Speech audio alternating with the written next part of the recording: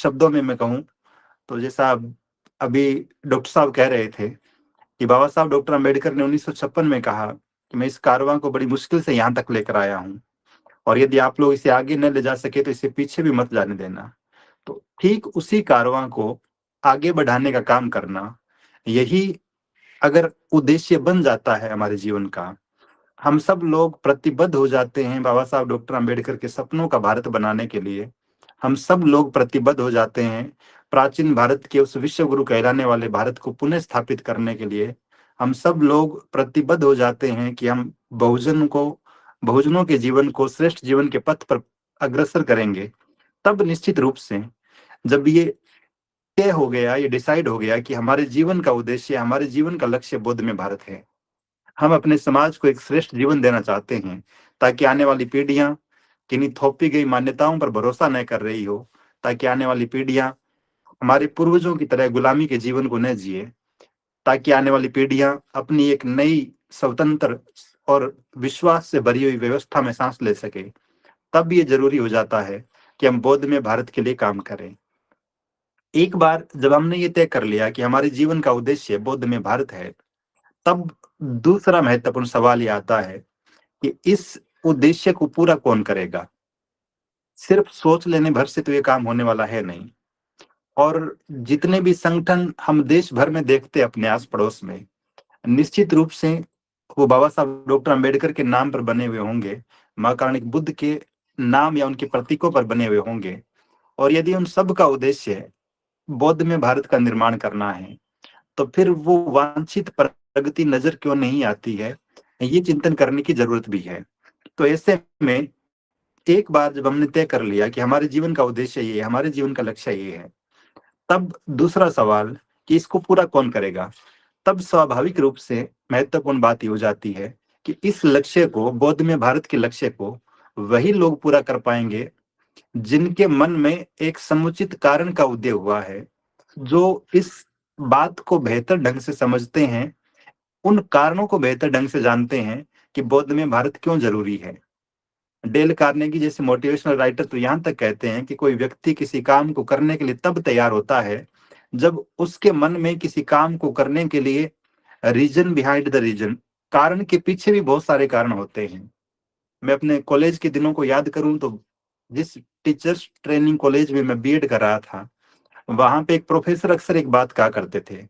कि आप सब लोग बीएड करने के लिए आए हैं, आप में से बहुत से लोग टीचर बन जाएंगे, लेकिन टीचर्स दो तरह के होते हैं। एक वे टीचर्स हैं जो टीचिंग को अपना प्रोफेशन मानते हैं, और दूसरे वे लोग हैं जो टीचिंग को अपना पैशन मानते हैं। तो जो लोग प्रोफेशन मानते हैं, अपना व्यवसाय मानते हैं टीचिंग को, वो कभी अच्छे टीचर नहीं बन पाएंगे। उनका उद्देश्य सिर्फ इतना सा होगा कि बच्चों को किताबी ज्ञान देना है और बदले में कुछ सैलरी लेकर अपना परिवार का पालन पोषण करना है। लेकिन जिन लोगों ने टीचिंग को अपना पैशन बना लिया है, अपना जुनून बना लिया है, और दिन रात उसी के लिए काम करने वाले होंगे, वो निश्चित रूप से बहुत ही आइडियल टीचर्स के रूप में उभर के सामने आएंगे। तो यहाँ पर भी ठीक यही बात है कि जो लोग बौद्ध में भारत की बात करते हैं, क्या ये उनका पार्ट टाइम काम है? उनके लिए कभी कभार महीने में, साल में एक आध बार काम करने जैसा अवसर है? या फिर वो इस बौद्ध में भारत के आंदोलन को, इस मिशन को, इस लक्ष्य को एक पैशन के रूप में देखते हैं? वो हर वक्त सांस लेते हुए, उठते जागते, काम करते हुए हर वक्त इसके लिए प्रतिबद्ध रहते हैं। तो ऐसे जिम्मेदार लोग जो बेहद न केवल उत्साही हैं बल्कि बेहद प्रतिबद्ध है, समर्पित है अपने लक्ष्य के प्रति, और जिनके मन में उचित कारण है कि हमें अपने महापुरुषों की आंखों में आंखें मिलाकर अपने आप से ये संकल्प किया है, अपने आप से ये वचन लिया है कि हम अपने जीवन की आखिरी सांस तक बौद्ध में भारत के लिए काम करेंगे। ऐसे जिद्दी लोग, ऐसे जुनूनी लोग निश्चित रूप से सुयोग्य है, पात्र हैं इस बौद्ध में भारत के निर्माण के लिए काम करने के लिए। तो दूसरी महत्वपूर्ण बात कि जब हम बौद्ध में भारत की बात करते हैं तो हमारे मन में सुस्पष्ट कारण हो कि हम ऐसा भारत क्यों चाहते हैं। इसलिए क्योंकि हम बाबा साहब डॉक्टर अम्बेडकर को अपना आदर्श मानते हैं, जिन्होंने अपने लाखों अनुयायियों के साथ धम्म की दीक्षा ली थी। इसलिए क्योंकि बाबा साहब डॉक्टर अम्बेडकर जैसे दुनिया के सबसे बड़े विद्वान ने लगातार 21 सालों तक सारे धर्मों का रिसर्च करके और अंततः ये तय किया हम सब के लिए कि मेरी आने वाली पीढ़ियों के लिए बुद्ध का धम्म ही सर्वश्रेष्ठ होगा, जो वैज्ञानिक दृष्टिकोण से भरा हुआ है, जो नैतिकता से भरा हुआ है, जो हम सब के व्यवहार को उन्नत करने वाला है, जो हर एक व्यक्ति के जीवन को श्रेष्ठ बनाने वाला है। और इसलिए भी क्योंकि हमारे पूर्वजों ने और हमारी वर्तमान पीढ़ियां जिन परंपराओं को, जिन मान्यताओं को, जिन आस्थाओं को, जिन श्रद्धाओं को ढो रही है, वो थोपी गई है हम पे। उसमें न तो हमारे पूर्वजों का कोई योगदान है, न हमारा कोई योगदान है कि हमने चिंतन मनन करने के बाद उन्हें स्वीकार किया हो।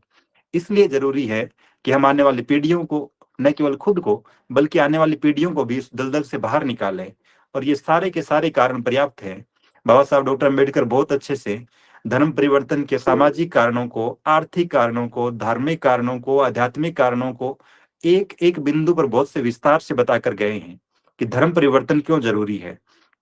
तो वो तमाम कारण यदि हम सब के जहन में जिंदा है और हम सब लोग उन कारणों को बेहतर ढंग से समझते हैं, तब ये ठीक बात है कि हम एक सुयोग्य धर्म प्रचारक बनने की प्राथमिक कसौटी को पूरा कर पा रहे हैं। तीसरी महत्वपूर्ण बात कि जब हमने अपने लक्ष्य को तय कर लिया है और हमारे मन में स्पष्ट कारण भी है, एक और महत्वपूर्ण बात जो अक्सर मैं विद्यार्थियों से कहा करता हूँ, खासकर वे लोग जो प्रतियोगी परीक्षाओं की तैयारी करते हैं, बहुत बार बहुत से दोस्तों के कोचिंग सेंटर्स में जाने का मौका मिलता है, हॉस्टल्स में जाने का मौका मिलता है, और मैं लगभग हर एक प्रतियोगी परीक्षा की तैयारी करने वाले विद्यार्थी से कहा करता हूँ कि यदि आप सफल होना चाहते हैं तो जो पहली चीज आपके मन में होनी चाहिए वो है डिटर्मिनेशन, दृढ़ निश्चय। अपने लक्ष्य के प्रति समर्पण यदि आपके मन में नहीं है तब आप कुछ भी नहीं कर पाएंगे। और भारत की नहीं, पूरी दुनिया की यदि हम बात करें आधुनिक काल में, तो 3 ऐसे बड़े बड़े उदाहरण हैं इस दृढ़ निश्चय के, जिन्होंने अपने लगन से, अपने समर्पण से वो अद्भुत काम करके दिखाए हैं जिनके बारे में कोई कल्पना भी नहीं कर सकते। सबसे बड़ा उदाहरण हम बाबा साहब डॉक्टर अम्बेडकर का देखते हैं कि 23 सितंबर 1917 को बड़ौदा में उस पार्क में पीपल के पेड़ के नीचे बैठे हुए, अपनी आंखों से आंसू टपकाते हुए, जब सामान को कमरे से बाहर फेंक दिया गया, पारसी धर्मशाला से बाहर फेंक दिया गया, तब बाबा साहब डॉक्टर अम्बेडकर ये संकल्प लेते हैं कि मैंने यदि इस देश की इस घटिया सामाजिक व्यवस्था को बदल नहीं दिया तो बिजली के तारों के लटक के आत्महत्या कर लूंगा। और आप सोच सकते हैं 23 सितंबर 1917 को लिया गया वो संकल्प, 26 जनवरी 1950 को जब संविधान लागू हो गया और आर्टिकल 15 में लिख दिया गया कि किसी भी व्यक्ति के साथ जाति, जन्म, लिंग, वंश के आधार पर किसी प्रकार का कोई भेदभाव नहीं होगा।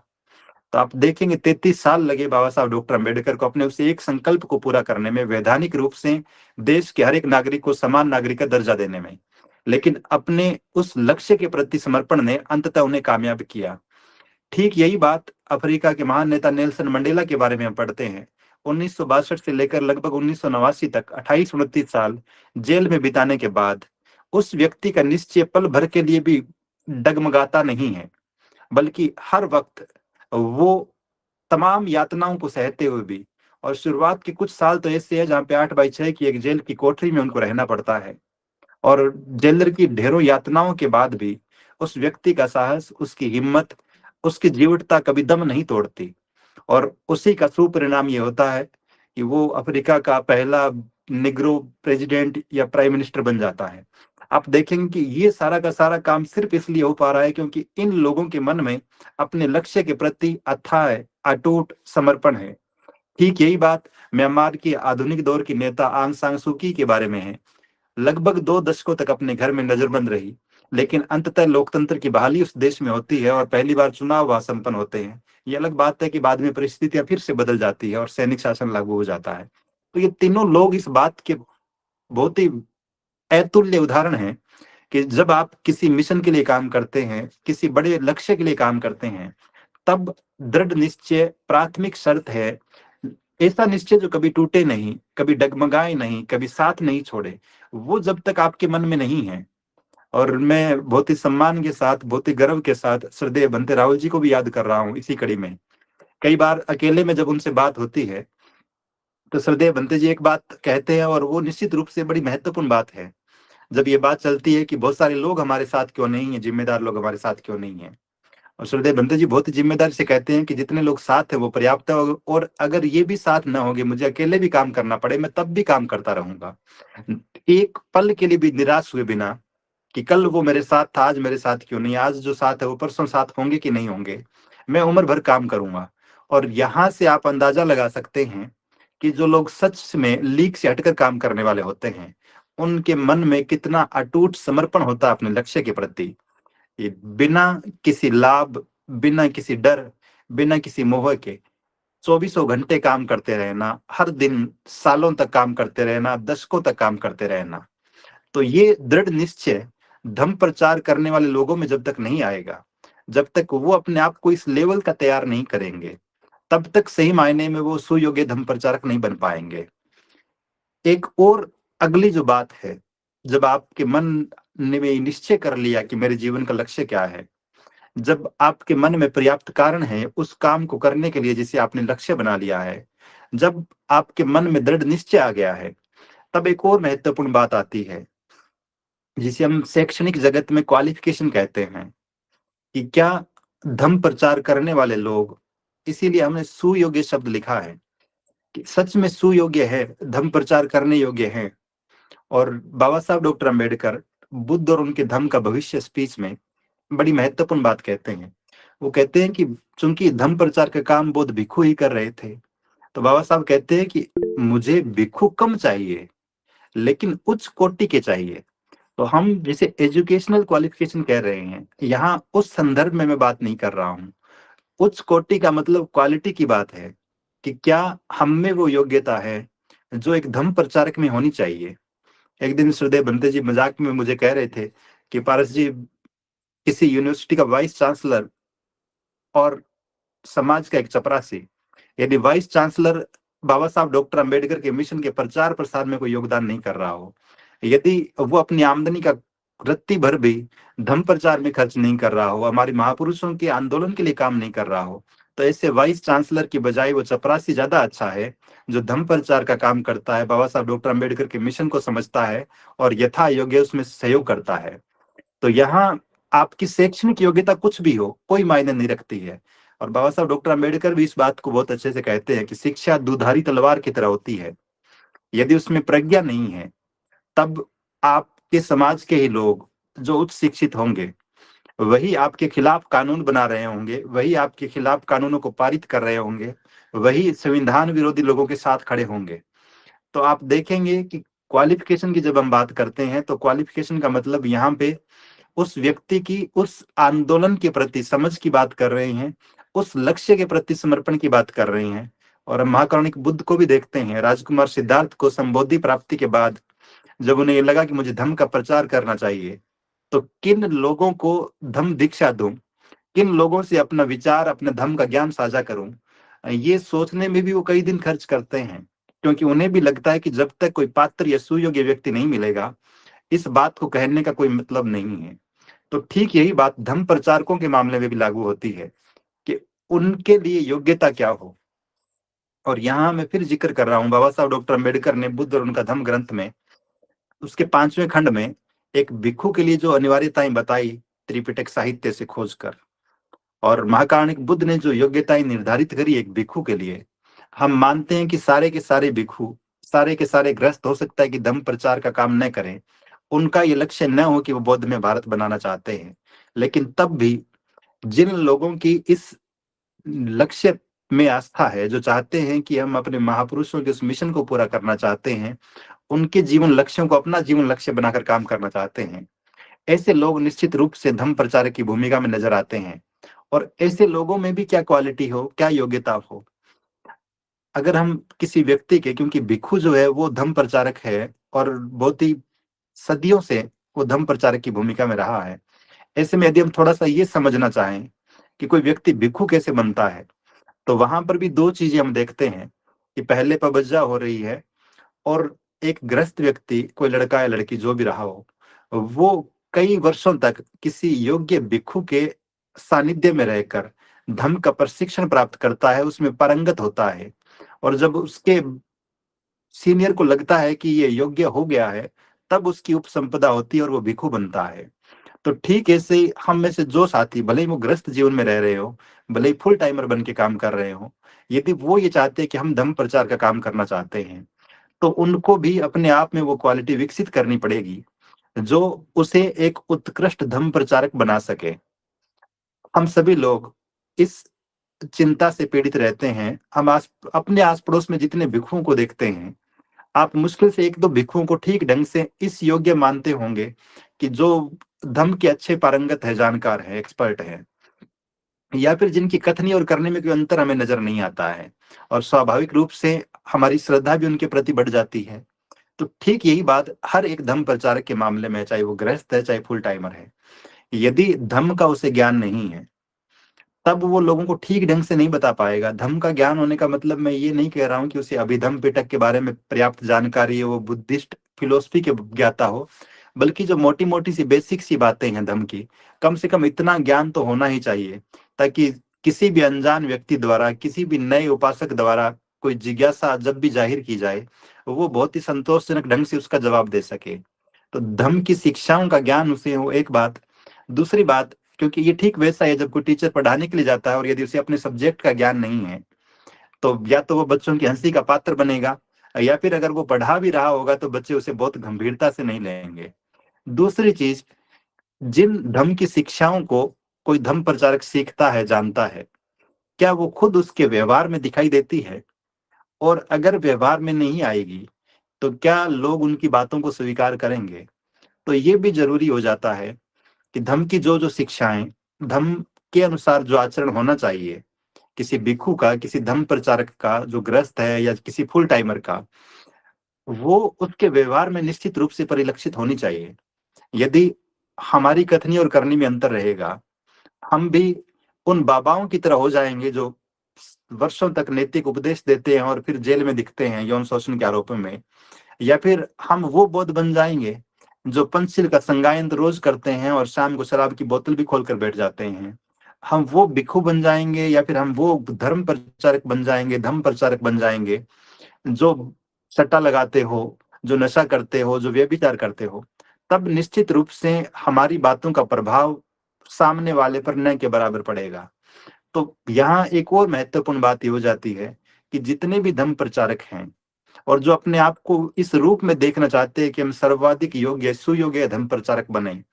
वो धर्म की जिन शिक्षाओं को सुनते हैं, जिन शिक्षाओं को जानते हैं, जिन शिक्षाओं को पढ़ते हैं, उन्हें अपने आचरण में, अपने व्यवहार में भी उतार लें।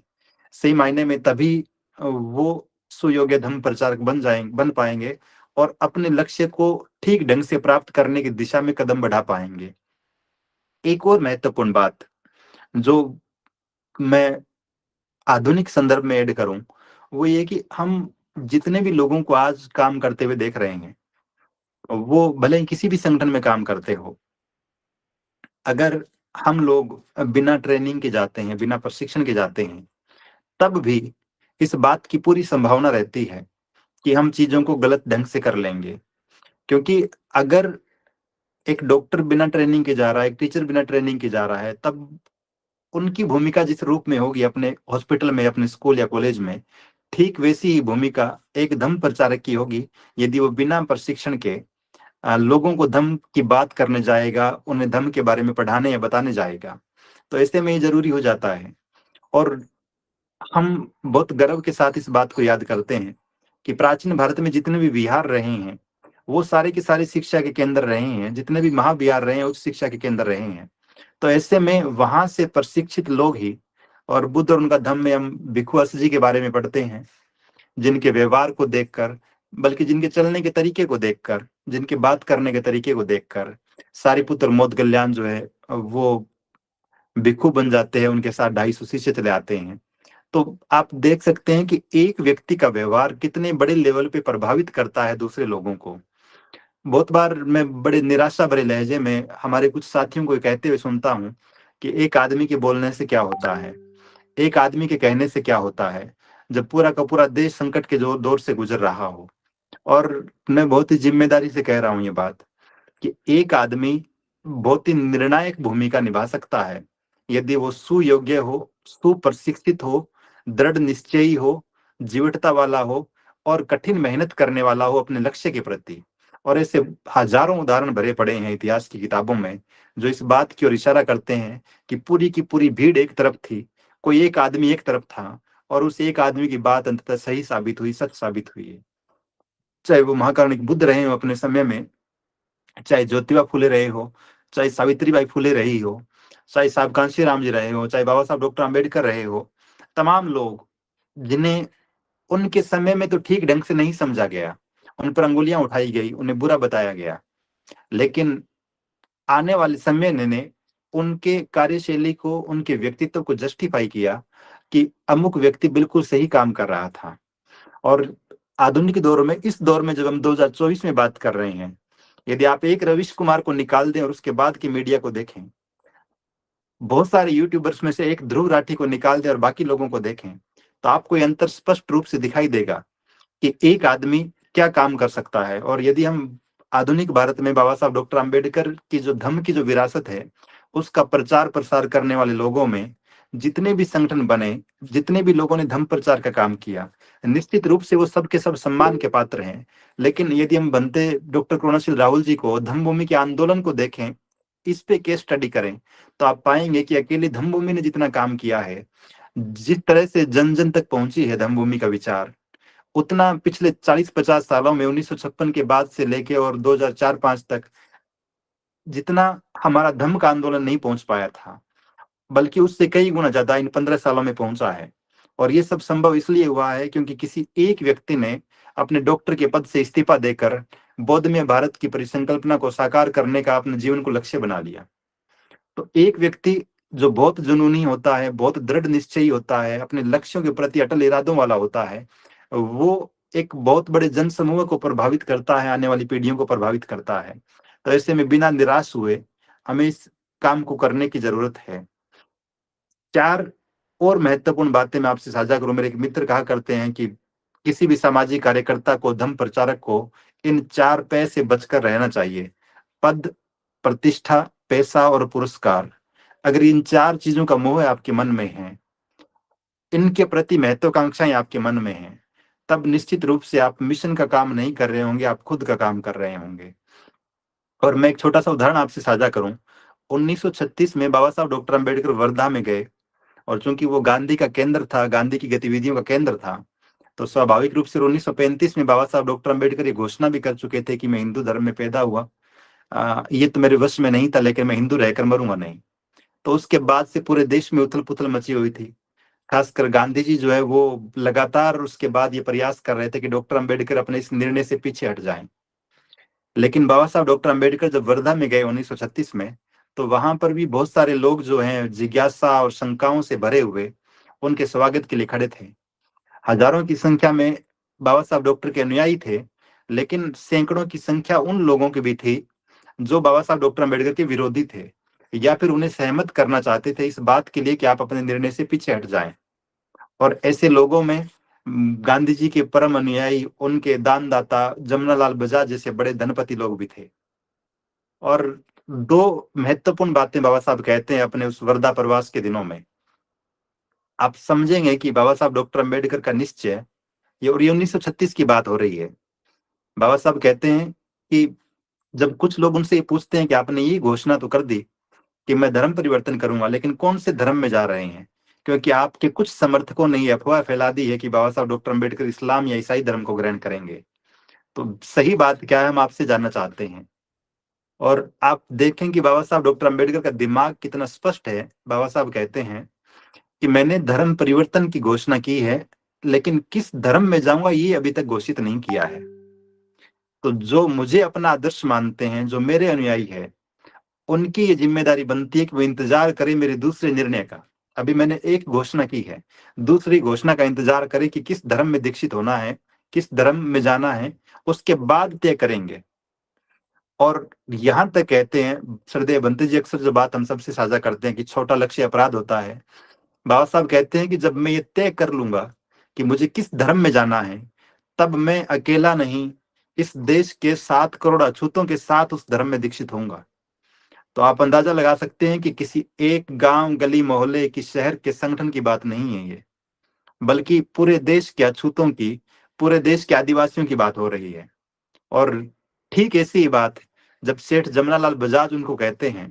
बाबा साहब डॉक्टर अम्बेडकर को, कि आप जो काम कर रहे हैं वही काम गांधी जी कर रहे हैं, और यदि आप गांधी जी की बात मान लेते हैं तो हम देश के सारे जो अमीर लोग हैं, तथाकथित उच्च कुलीन लोग हैं, हमारा सारा का सारा धन आपकी सेवा में तत्पर रहेगा। आप जो काम करना चाहते हैं, उसे और अच्छे से कर पाएँगे। यदि आप गांधी जी की बात से सहमत हो जाते हैं, तो वो धन जो हम गांधी जी को उपलब्ध करवाते हैं, आपके उद्देश्यों को पूरा करने में भी काम आ सकेगा। और बाबा साहब कहते हैं कि मैं किसी भी कीमत पर अपने ज़मीर का सौदा नहीं करूँगा। आप समझ सकते हैं कि उस दौर में भी जहाँ बच्चे मर रहे हों बीमारी से, जहाँ जीवन संगिनी बीमार हो, दवाई के पैसे ना हो, उस दौर में भी बाबा साहब डॉक्टर अम्बेडकर में स्वाभिमान है। उन्हें अपनी इज्जत प्यारी है इस रूप में, और इतनी दूरदर्शिता है कि मुझे अपने समाज के लोगों का भला करना है, खुद का भला नहीं करना है। तो इन तमाम मोह से, इस लालच से बाहर निकल कर कि मुझे अच्छा पद मिलेगा, मुझे प्रतिष्ठा मिलेगी, मुझे पैसा मिलेगा या पुरस्कार मिलेगा। जब आप बहुत ही तटस्थ होकर धम्म प्रचार के आंदोलन को अपने जीवन का उद्देश्य बना लेंगे, क्योंकि एक बहुत बड़ी खामी जो मैंने देखी है, बहुजन आंदोलनों की सभी की खामी रही है कि वो जब अपने पीक पे जाता है और ऐसा लगता है कि अपने लक्ष्य प्राप्ति के निकट पहुंच रहा है, तभी ऐसे कुछ महत्वाकांक्षी लोग पैदा होते हैं और वो पूरे के पूरे उस मूवमेंट को, जिसको जिसको खड़ा करने में दशकों लग जाते हैं, किसी एक महापुरुष का पूरा जीवन लग जाता है, उसको डुबोकर रख देते हैं। तो अगर हम सब में भी ये महत्वाकांक्षा है कि हम अब मेरे साथ ठीक हो जाए, मेरी इज्जत बनी रहे, मेरी प्रतिष्ठा बनी रहे, मेरा पद बना रहे, इस उद्देश्य से यदि हम काम कर रहे हैं, धर्म प्रचार कर रहे हैं, तो फिर आप अपने मैं का तो भला कर लेंगे, लेकिन मिशन का भला नहीं कर पाएंगे। फिर हो सकता है आप तो बौद्ध बन जाएं, लेकिन बौद्ध में भारत तो नहीं बना पाएंगे। तो यदि आप किसी बड़े उद्देश्य के लिए, बड़े लक्ष्य के लिए काम करना चाहते हैं, एक नई व्यवस्था बनाने के लिए काम करना चाहते हैं, बौद्ध में भारत बनाने के लिए काम करना चाहते हैं, और आप ये चाहते हैं कि हम बाबा साहब डॉक्टर अम्बेडकर के सपनों का भारत बनाएं, एक ऐसा भारत बनाएं जहां हर एक व्यक्ति श्रेष्ठ जीवन जी रहा हो, जहां पे हमारे आने वाली पीढ़ियां किसी भी प्रकार के शोषण का सामना न करें, तब ये जरूरी है कि आप अपने आप में बहुत ही उच्च क्वालिटी पैदा करें, अपने आप को पूरी तरह से समर्पित करें उस बौद्ध में भारत के आंदोलन के लिए, अपने आप को तैयार करें हर एक संकट में काम करने के लिए, अपने आप को तैयार करें सही दिशा में प्रशिक्षित करने के लिए, और अपनी पूरी की पूरी ऊर्जा, चाहे आप धन का दान कर सकते हैं, अपने समय का दान कर सकते हैं, या फिर अपनी मानसिक योग्यता का दान कर सकते हैं, उसे खर्च करें उस उद्देश्य की प्राप्ति के लिए, उस लक्ष्य की प्राप्ति के लिए।